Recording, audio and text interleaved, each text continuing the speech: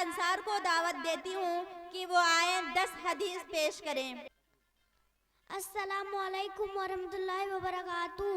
پیارے نبی کریم صلی اللہ علیہ وسلم نے فرمایا کہ جو شخص میری امت کے نفع کے لیے 40 حدیثیں یاد کر لے گا تو اسے قیامت کے دن کہا جائے گا جنت کے جس دروازے سے چاہو داخل ہو جاؤ۔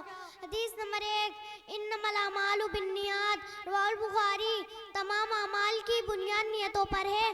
حدیث نمبر 2، المسلم اخو المسلم، رواه البخاری۔ مسلمان مسلمان کا بھائی ہے۔ حدیث نمبر 3، افشوا السلام بینکم، رواه المسلم۔ آپس میں سلام کرنے کو عام کرو۔ حدیث نمبر 4، السلام قبل الکلام، رواه الترمذی۔ بات کرنے سے پہلے سلام کرو۔ حدیث نمبر 5، الدعاء مخ العبادات، رواه الترمذی۔ دعا عبادت کا مغز ہے۔